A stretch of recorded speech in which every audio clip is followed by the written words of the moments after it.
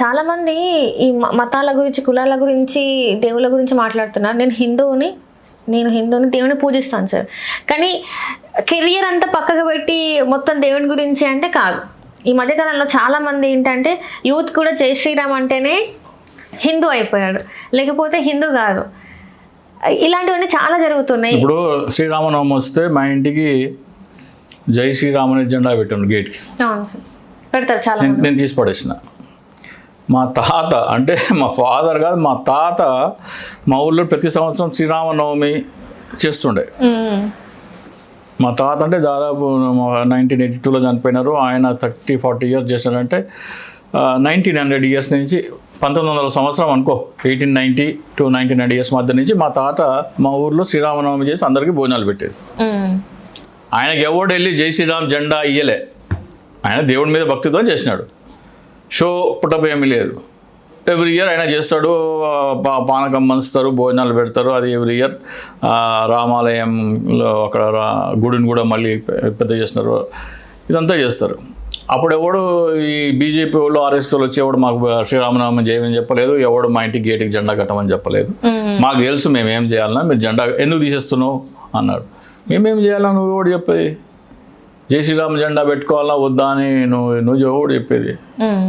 మా ఇంటికి పెట్టద్దు అన్న, తీసేసిన. మళ్ళీ ఒకసారి మళ్ళీ 2 years అయింది అట్లా గొడవ అయింది. ఒకటి 15-20 minutes బయస్ అయింది. నువ్వు హిందూ అయితే పెట్టు, లేకపోతే కాదు. నువ్వు హిందూ కాదని ఒప్పుకుంటాడు. నువ్వెవడు చెప్పని అన్ని చేపిస్తున్నారు. కొంతమంది ఏమో క్రిస్టియానిటీని చాలా తక్కువ చేసి మాట్లాడడం, ఇంకొంతమంది వాళ్ళ కులాలను తక్కువ చేసి మాట్లాడడం. ఇది పరిపాటు అయిపోయింది సార్. మనుషులందరూ ఒక్కటే అని చెప్పేసి అసలు ఆ మాట అనేది ఇప్పుడు ప్రస్తుత కాలంలో అసలు ఆ మాట అనేది లేకుండా అయిపోయింది సార్. వీళ్ళు ఎక్కువ ఈ రాధా మనోహర్ దాసు, ఈ మదన్ గుప్తా ఇలాంటి వాళ్ళు, ఆ పేరు మౌనిక శుంకర, ఆమె మన ఒక పోస్ట్ పెట్టింది. అంటే వాళ్ళకి ఎంత నాలెడ్జ్ వీక్ ఉంటుందో చెప్తున్నా. ఆమె పోస్ట్కి నేను రిప్లై కూడా ఇచ్చాను. నేను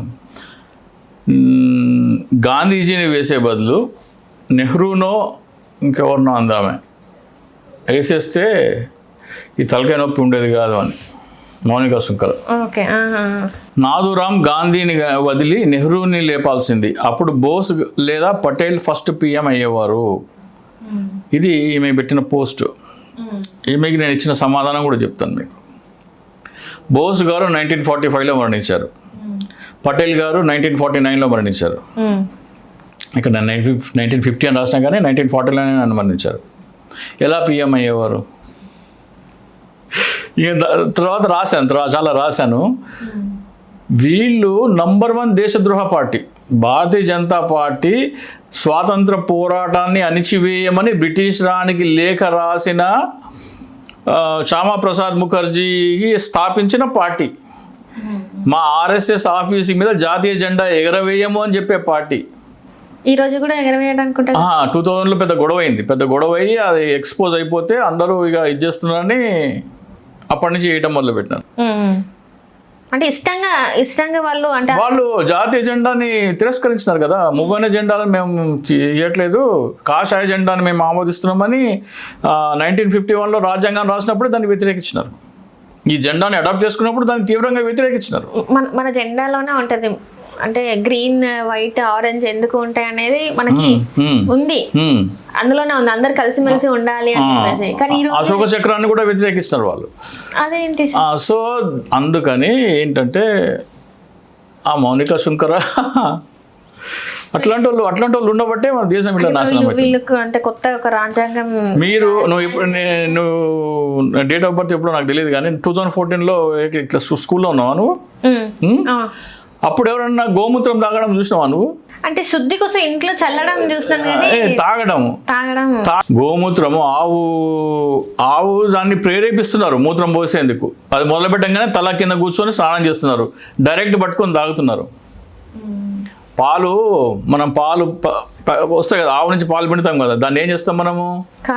కాచి తాగుతాము. ఎందుకని? దాంట్లో బ్యాక్టీరియా ఉంటుంది, హానికరమైన బ్యాక్టీరియా ఉంటుంది. కాబట్టి ఆ బ్యాక్టీరియా చనిపోయి మనం యూజ్ చేసేంత అంటే పాలని శుద్ధి చేసుకొని తాగుతున్నాము.